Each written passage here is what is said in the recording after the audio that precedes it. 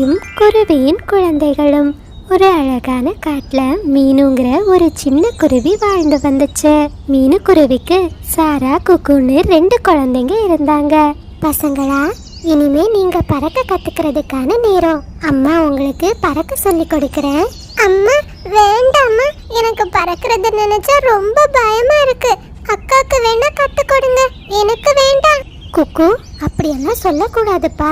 பறவைகள் எல்லாருமே நிச்சயமா பறக்க தெரிஞ்சிருக்கணும் அப்படின்னு சொன்ன மீனு குருவி தன்னோட 2 குழந்தைங்களையும் வீட்டுக்கு வெளியே கூட்டிட்டு வந்துச்சு. பசங்களா, நம்ம 2 ரெக்கையையும் மேலையும் கீழையும் இப்படி அசைச்சா போதும், நம்மளால பறக்க முடியும். பிறகு 2 குழந்தைங்களும் மெதுவா பறக்க ஆரம்பிச்சாங்க. கொஞ்ச நேரத்திலேயே 2 குழந்தைங்களும் நல்லா பறக்க கத்துக்கிட்டாங்க. அந்த சமயத்துல வானத்துல திடீர்னு கருமேகங்கள் சூழ்ந்துச்சு. அதோட பலத்த சுழல் காட்டும் காட்டு நோக்கி வந்துச்சு. மீனு குருவியோட 2 குழந்தைங்களும் ரொம்ப சந்தோஷமா பறந்துகிட்டு இருந்தாங்க. ஆனா அந்த சுழல் காற்று மீனுவோட குழந்தைங்கள ரொம்ப தூரத்துக்கு கூட்டிட்டு போயிடுச்சு. மீனு குருவியும் தன்னால முடிஞ்ச அளவு சுழல் காற்றோட போராடி தான் குழந்தைங்களை பின்தொடர போச்சு. ஆனா மீனு குருவியால தன்னோட குழந்தைங்களை பார்க்க முடியல. அச்சச்சோ, என்னோட குழந்தைங்களை காற்று தூக்கிட்டு போகுது.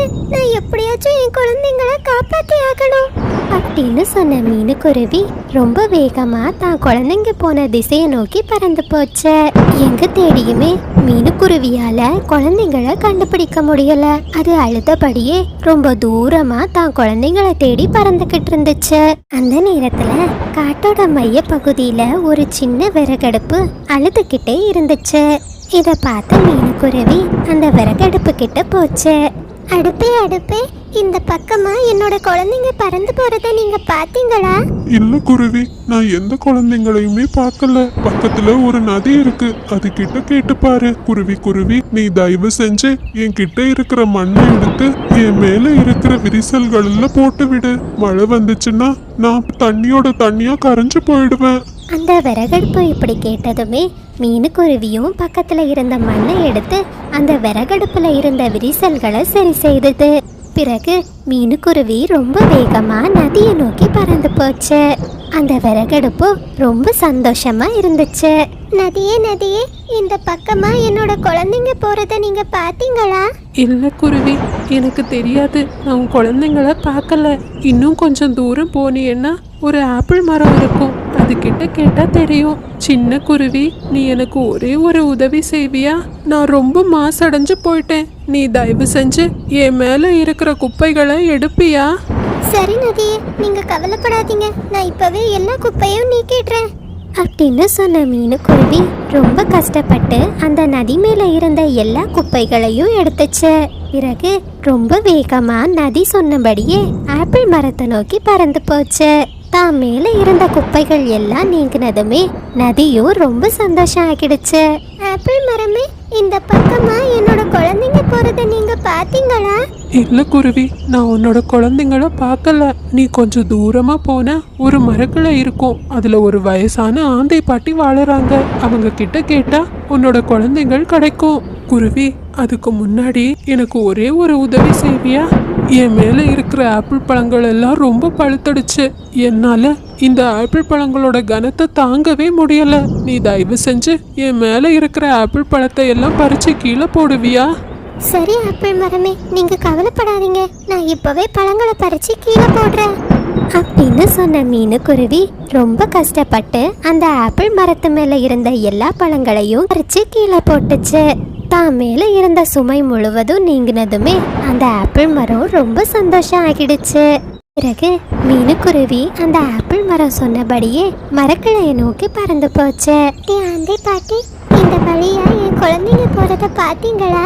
நீ கவலைப்படாதம்மா, உன் குழந்தைங்க கண்டிப்பா உனக்கு கிடைப்பாங்க. அதுக்கு முன்னாடி எனக்காக கொஞ்சம் உணவு சமைச்சு தரியாமா? ஆந்தை பாட்டி, கண்டிப்பா நான் சமைச்சு கொடுக்கறேன். ஆனா என் குழந்தைங்களை என் கண்ணுல பார்த்துட்டேன்னா நான் ரொம்ப சந்தோஷப்படுவேன்.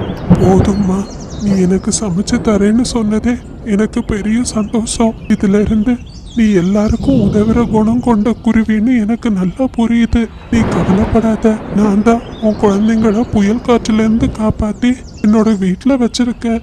அப்படின்னு சொன்ன ஆந்தை பாட்டி மீனுக்குருவி கிட்ட அதனோட குழந்தைங்களை கொடுத்துச்சு.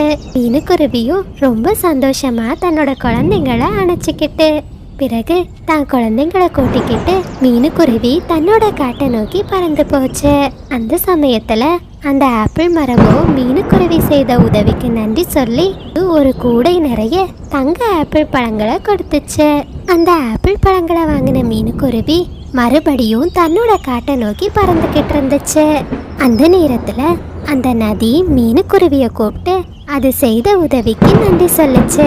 பிறகு அந்த உதவிக்கு பரிசா ஒரு வைரக்கல்லையும் மீனுக்குருவிக்கு கொடுத்துச்சு. அந்த வைரக்கல்லையும் வாங்கிக்கிட்டு மீனுக்குருவி மறுபடியும் தன்னோட காட்டை நோக்கி பறந்துகிட்டு இருந்துச்சு. அந்த நேரத்துல மீனுக்குருவி உதவி செய்த விறகடுப்பு அதுக்கு விதவிதமான சாப்பாடுகளை சாப்பிட கொடுத்துச்சு. மீனுக்குருவியும் அதனோட குழந்தைங்களும் அந்த சாப்பாட்டை ரொம்ப சந்தோஷமா சாப்பிட்டாங்க. ஒரு வழியா மீனுக்குருவி தான் குழந்தைங்களை கூட்டிக்கிட்டு தன்னோட காட்டுக்கு வந்துடுச்சு. மீனுக்குருவியோட கையில தங்க ஆப்பிள் கூட இருக்கிறத பார்த்த 2 காகங்களும் மீனுக்குருவிய பின்தொடர்ந்து போனாங்க. மீனு மீனு, உனக்கு இந்த தங்க ஆப்பிள் பழங்களும் வைரக்கற்களும் எங்கிருந்து கிடைச்சது? ராணி அக்கா, பக்கத்து காட்டுல தான் எனக்கு இதெல்லாம் கிடைச்சது அப்படின்னு மீனுக்குருவி சொன்னதும் 2 காகங்களும் வேற எதையுமே கேட்காம ரொம்ப வேகமா பக்கத்து காட்டை நோக்கி பறந்து போனாங்க. அந்த சமயத்துல அந்த விறகடுப்பு காகங்களை கூப்பிட்டு இப்படி சொல்லுச்சு. காகங்களே, தயவு செஞ்சு எனக்கு உதவி செய்யுங்க. நீங்க என் பக்கத்துல இருக்கிற மண்ணை எடுத்து என் விரிசலை சரி செய்வீங்களா? எங்களுக்கு இதுதான் வேலையா? எனக்கு வர கோவத்துக்கு உன்னை அப்படியே இடிச்சு போட்டுருவேன் பாத்துக்கோ அப்படின்னு சொன்ன காகங்கள் அந்த விறகடுப்புக்கு உதவி செய்யாம அங்கிருந்து பறந்து போனாங்க. அப்படி பறந்து போன காகங்கள் நதியோட பக்கத்துல போனாங்க. காகங்களை பார்த்ததுமே நதி காகங்கள் கிட்ட இப்படி கேட்டுச்சு. காகங்களே, தயவு செஞ்சு நீங்க என் மேல இருக்கிற குப்பைகளை நீக்குவீங்களா? இந்த குப்பைகளால நான் ரொம்ப மாசடைஞ்சு போயிட்டேன். நதியே, எங்களை பார்த்தா உனக்கு எப்படி தெரியுது? இன்னும் கொஞ்ச நேரத்துல நாங்க எவ்வளோ பெரிய பணக்காரங்களா மாற போறோம்னு தெரியுமா? எங்களை போய் குப்பை அள்ள சொல்ற அப்படின்னு பேசிக்கிட்டு 2 காகங்களும் அந்த நதிக்கு உதவி செய்யாம மறுபடியும் அங்கிருந்து பறந்து போனாங்க. அப்படி பறந்து போன காகங்கள் ஆப்பிள் மரத்தை பார்த்ததுமே அதனோட பக்கத்துல போனாங்க. ஆப்பிள் மரமே, இந்த காட்டுல ஏதோ ஒரு தங்க ஆப்பிள் மரம் இருக்கா? அது எங்க இருக்கு? எங்க கிட்ட சொல்லு.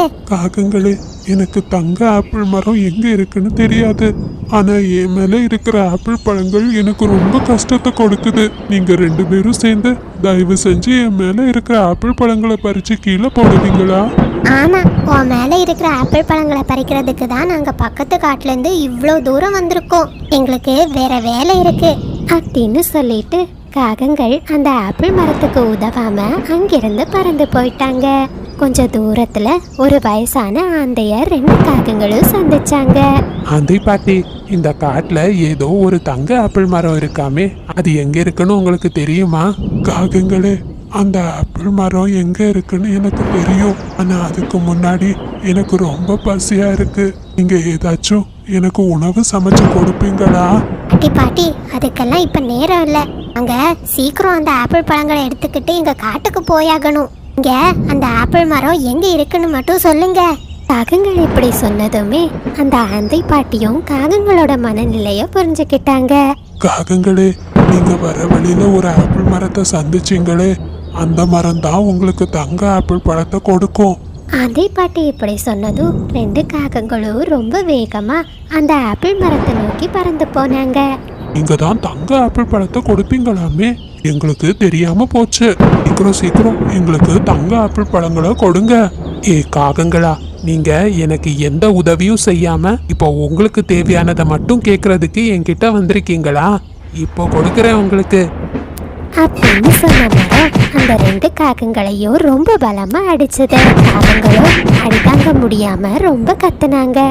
பிறகு 2 காகங்களும் அந்த மரத்துக்கிட்ட இருந்து தப்பிச்சு அங்கிருந்து பறந்து போனாங்க.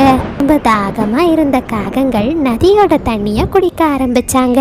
உடனே நதியும் தண்ணீரை எல்லாத்தையுமே வறட்சியானதா மாத்திடுச்சு.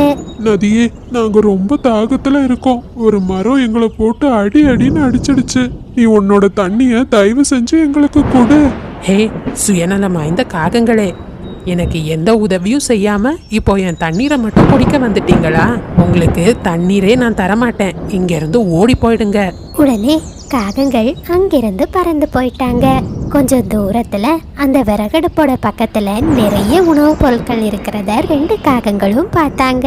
உடனே காலுவும் ராணியும் ரொம்ப சந்தோஷமா அந்த தின்பண்டங்களை சாப்பிட ஆரம்பிச்சாங்க. ஆனா காகங்கள் சாப்பிட ஆரம்பிச்சதும் அந்த தின்பண்டங்கள் மாயமா மறைஞ்சு போயிடுச்சு.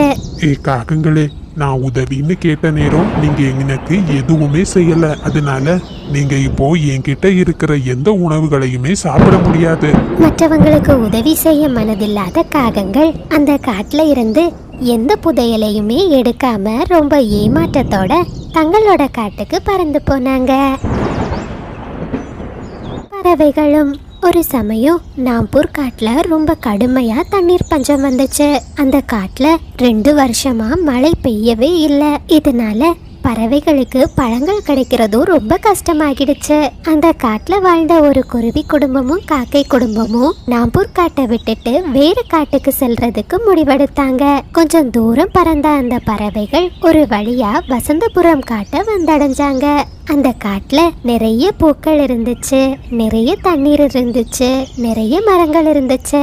இத பார்த்த பறவைகளுக்கு அந்த காடு ரொம்பவும் பிடிச்சு போச்சு. குருவிகளா, எங்களை இவ்வளோ தூரம் கொண்டு வந்து விட்டதுக்கு ரொம்ப நன்றி. இனிமே உங்க வேலையை நீங்க பாருங்க, எங்க வேலையை நாங்க பாக்குறோம் அப்படின்னு சொல்லிட்டு அந்த காக்கை குடும்பம் அங்கிருந்து பறந்து போயிட்டாங்க. மீனு, பாத்தியா? இந்த காகங்களுக்கு இந்த காட்டுக்கு வர்றதுக்கான வழி சொல்லி கொடுத்ததே நாம தான். ஆனா இந்த காட்டுக்கு வந்ததும் இந்த காகங்கள் எப்படி நடந்துக்கிறாங்க? கோமல், இந்த காகங்களோட குணத்தை பத்தி தான் நமக்கு நல்லாவே தெரியுமே. வாங்க, நாம இந்த காட்டுல நமக்கு கூடு கட்டுறதுக்கான ஏற்ற இடத்தை தேடுவோம் அப்படின்னு பேசிக்கிட்ட குருவி குடும்பமும் அங்கிருந்து பறந்து போனாங்க. காகங்கள் பறந்து போறத பார்த்த எலுமிச்சை மரம் அந்த காகத்தை கூப்பிட ஆரம்பிச்சது. காகங்களா, தயவு செஞ்சு இங்க வாங்க, எனக்கு உதவி செய்யுங்க. மரமே, உனக்கு என்ன வேணும்? எதுக்காக எங்களை கூப்பிட்ட? காகங்களே, நேத்துக்கு இந்த காட்டுல பெரிய புயல் காற்று வீசுச்சு. அதுல என் குழந்தை வேரோட பிடுங்கிட்டான். நீங்க தயவு செஞ்சு என் குழந்தைய நட்டு வைக்கிறீங்களா? எங்களுக்கு இதை தவிர வேற வேலை இல்லைன்னு நினைச்சியா? நாங்க இப்பதான் இந்த காட்டுக்கு வந்திருக்கோம். அதுவும் இல்லாம நீ ஒண்ணுக்கு உதவாத எலுமிச்சை மரம். உன்கிட்ட இருக்கிற முட்கள் குத்தி எங்க கைகளுக்கு காயப்படுறதுக்கா? காகங்களே, தயவு செஞ்சு அப்படி சொல்லாதீங்க. தயவு செஞ்சு என் மேல இரக்கம் காட்டுங்க. என் கண்ணு முன்னாடி என் குழந்தை இப்படி இருக்கிறது என்னால பார்க்க முடியல. எலுமிச்சை மரமே, உன்னால உன் குழந்தைய பார்க்க முடியலன்னா கண்ணை மூடிக்கோ அப்படின்னு பேசிக்கிட்டு காகங்கள் அங்கிருந்து பறந்து போயிட்டாங்க. காகங்களோட செயலை பார்த்த எலுமிச்சை மரம் ரொம்ப சோகம் ஆகிடுச்சு. காட்டை சுத்தி பார்த்துக்கிட்டு இருந்த காகங்களுக்கு ரொம்ப பசி எடுத்துச்சு. உடனே அவங்க ஒரு வாழை மரத்தோட பக்கத்துல வந்து 2 வாழைப்பழங்களை சாப்பிட ஆரம்பிச்சாங்க. காகங்களே, நீங்க யாரு? நான் உங்களை இந்த காட்டுல பார்த்ததே இல்லையே. ஆமா ஆமா, நாங்க இன்னைக்கு தான் வந்திருக்கோம் வாழை மரமே. நீ எங்களை பார்த்திருக்க முடியாது. சரி சரி, நீங்க தாராளமா என்கிட்ட இருக்கிற வாழைப்பழத்தை சாப்பிடலாம். ஆனா இதனோட தோலை வழியில போடாதீங்க. வழியில போட்டா நிறைய பறவைகளும் விலங்குகளும் இதனால பாதிக்கப்படுவாங்க. வாழைமரமே, நீங்க என்ன என்னன்னு நினைச்சீங்க? நாங்க சுத்தத்துல ரொம்ப சிறந்தவங்க. நாங்க இருக்கிற இடத்த எப்போதும் சுத்தமா தான் வச்சுப்போம். போக போக நீங்களே எங்க சுத்தத்தை தெரிஞ்சுப்பீங்க அப்படின்னு சொல்லிட்டு 2 காகங்களும் மறுபடியும் வாழைப்பழத்தை சாப்பிட ஆரம்பிச்சாங்க. பிறகு அந்த வாழைப்பழத்தோல அந்த வாழை மரத்தோட அடிவாரத்திலேயே போட்டுக்கிட்டு அங்கிருந்து பறந்து போயிட்டாங்க. அச்சோ, மோசமான காகங்கள். நான் எவ்வளோ சொல்லியும் வாழைப்பழத்தோல இங்கேயே போட்டுட்டு போயிட்டாங்க. இனிமே அந்த காகங்கள் வரட்டும். ரொம்ப களைப்பா இருந்த காகங்கள் ஒரு ஸ்ட்ராபெரி மரத்தோட நிழல்ல படுத்து தூங்க ஆரம்பிச்சாங்க. அந்த நேரத்துல அந்த ஸ்ட்ராபெரி மரம் காகங்கள் கிட்ட இப்படி சொல்லுச்சு. காகங்களே, நீங்க தயவு செஞ்சு எனக்கு உதவி பண்ணுங்க. எனக்கு ரொம்ப தண்ணி தாகமா இருக்கு. நீங்க எனக்கு கொஞ்சம் தண்ணி குடிக்க கொடுக்கறீங்களா? முட்டாள் ஸ்ட்ராபெரி மரமே, உனக்கு அறிவே இல்லையா? நான் எவ்வளோ நிம்மதியா தூங்கிக்கிட்டு இருந்தேன். என் தூக்கத்தை கெடுத்துட்ட. ஒருத்தவங்க தூங்கிட்டு இருக்கும்போது அவங்கள எழுப்ப கூடாதுன்னு உனக்கு தெரியாதா? ஆமா காலு, சரியா சொன்னீங்க. இந்த ஸ்ட்ராபெரி மரத்தை இப்படியே விட்டா எனக்கு கோபம் தீராது. பாருங்க இந்த மரத்தை நான் என்ன பண்றேன்னு அப்படின்னு சொன்ன ராணிக்காகவும் அந்த ஸ்ட்ராபெரி மரத்து மேல ஏறி அதுல இருந்த ஒவ்வொரு கிளைகளையும் உடைச்சு கீழே போட ஆரம்பிச்சது. காகங்களே, தயவு செஞ்சு என் கிளைகளை உடைக்காதீங்க, தயவு செஞ்சு உடைக்காதீங்க காகங்களே. ஆனா ராணியும் காகமும் அந்த ஸ்ட்ராபெரி மரத்தோட பேச்சை கேட்காம மறுபடியும் கிளைகளை உடைச்சிக்கிட்டே இருந்தாங்க. தங்களோட கோபம் தீர்ந்ததுமே அங்கிருந்து பறந்து போனாங்க. அதே நேரத்துல மீனுக்குருவியும் கோமல் குருவியும் வீடு கட்டுறதுக்கு தேவையான இடத்த கண்டுபிடிச்சாங்க. மீனு, இந்த மரம் ரொம்ப அழகா இருக்குல்ல, நாம இங்கேயே நம்மளோட வீட்டை கட்டிக்கலாம். நீ இங்கேயே உட்காரு, நான் போய் சாப்பிட்றதுக்கு ஏதாச்சும் கிடைக்குமான்னு பார்த்துட்டு வரேன். கோமல், அப்படின்னா நீங்க போய் சாப்பாடு தேடுங்க, நான் வீடு கட்டுறதுக்கு தேவையான மரக்குச்சிகளை தேடிட்டு வரேன் அப்படின்னு சொல்லிக்கிட்டு 2 பறவைகளும் ஆளுக்கு ஒரு திசையில பறந்து போனாங்க.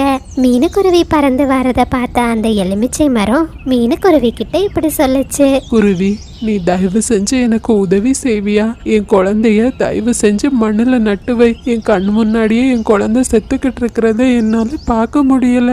ஐயோ பாவம் இந்த சின்ன செடி. எலுமிச்சை மரமே, நீங்க கவலைப்படாதீங்க, நான் கண்டிப்பா உங்க குழந்தைய மண்ணுல நட்டு வைக்கிறேன் அப்படின்னு சொன்ன மீனுக்குருவி மண்ணை தோண்டி அதுல அந்த எலுமிச்சை செடியை நட்டு வச்சது. குருவி, உனக்கு ரொம்ப ரொம்ப நன்றி. நீ செய்த இந்த உதவியை நான் மறக்கவே மாட்டேன். எலுமிச்சை மரமே, உங்களை இப்படி சிரித்த முகமா பாக்குறதுல எனக்கும் ரொம்ப சந்தோஷம். அதே சமயத்துல உணவு தேட போன கோமல் குருவி அந்த வாழை மரத்தோட பக்கத்துல வந்துச்சு. அச்சச்சோ, எந்த பறவைகள் இந்த இடத்தை இப்படி அழுக்காக்கி போட்டாங்கன்னு தெரியலையே. இந்த வாழைப்பழ தோலால மற்ற உயிரினங்களுக்கு ஆபத்து வரலாம் அப்படின்னு சொன்ன கோமல் குருவி அந்த தோலை எல்லாம் எடுத்து ஒரு உயரமான இடத்துல கொண்டு போட்டுச்சு. இத பார்த்த வாழை மரம் ரொம்ப சந்தோஷம் ஆகிடுச்சு. குருவி, உனக்கு ரொம்ப ரொம்ப நன்றி. நீ ரொம்ப நல்ல குணம் கொண்டவனா இருக்க. உன்னோட இந்த நல்ல குணத்துக்கு பரிசா நான் என்னோட வாழைப்பழங்களை உனக்கு கொடுக்கறேன் அப்படின்னு சொன்ன வாழை மரம் கோமல் குருவிக்கு ஒரு கூடை நிறைய வாழைப்பழத்தை கொடுத்துச்சு. அதை வாங்கின கோமல் குருவி ரொம்ப சந்தோஷமா தன்னோட வீட்டுக்கு பறந்து போச்சு.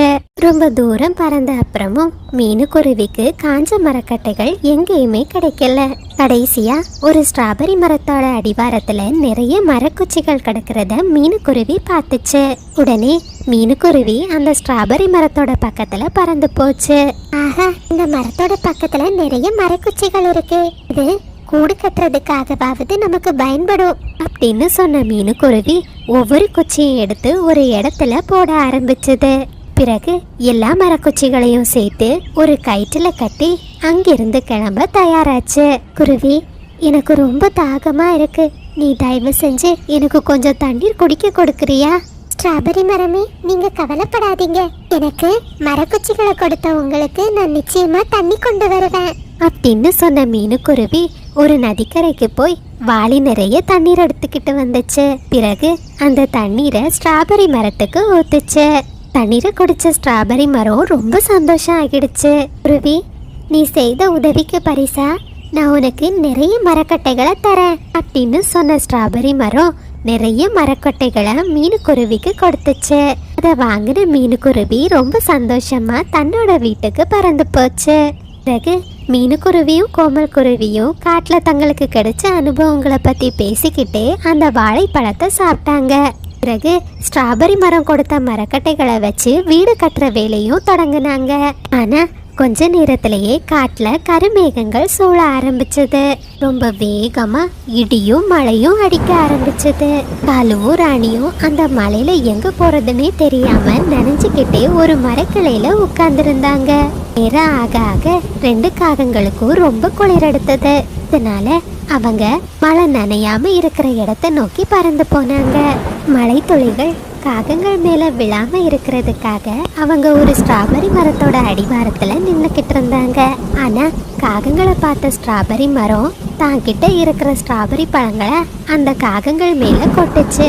ஸ்ட்ராபெரி பழங்களால அடி வாங்கின காகங்கள் அங்கிருந்து பறந்து போனாங்க.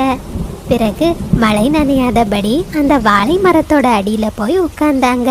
ஆனா வாழை மரமும் தான் சேமிச்சு வச்ச தண்ணீர் முழுவதையும் காகங்கள் மேல பீச்சி அடிச்சது.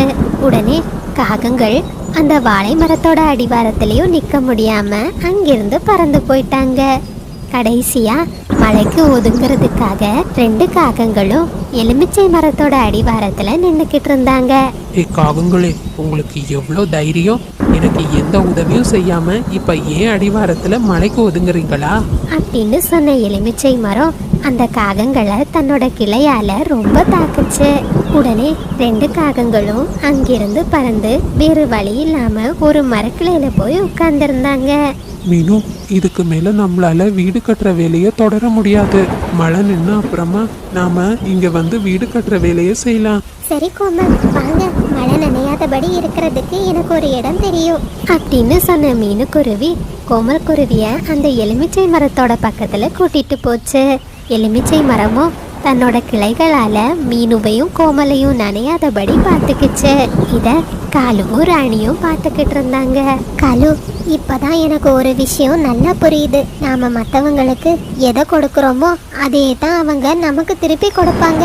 ஆமாமா ராணி, நீ சரியா சொன்ன. நாமளும் அந்த மரத்துக்கு உதவி செய்திருந்தா இப்போ அவங்க நம்மளையும் அன்போடு அரவணைச்சிருப்பாங்க. நண்பர்களே, இது சப்ஸ்கிரைபர் விருப்பத்திற்கான நேரம். ஹர்ஷா, அக்ஷரா, அர்ஜுன், ரம்யா, உதயா, யாழினி, இனியா, ரித்தின், நிலா, ஜீபா, ரக்ஷித் எல்லா குட்டீஸ்க்கும் ஒரு பெரிய ஹாய். கண்மணி, பூபதி, கோபிகா, விக்கி, விசு, ஜனா, யாஷி, அன்பு எல்லா குட்டீஸ்க்கும் ஒரு பெரிய ஹாய். அர்வலன், அக்ரன் 2 குட்டீஸ்க்கும் ஒரு பெரிய ஹாய். நீங்கள் அனைவரும் அளித்து வரும் அன்புக்கும் ஆதரவுக்கும் மிக்க நன்றி.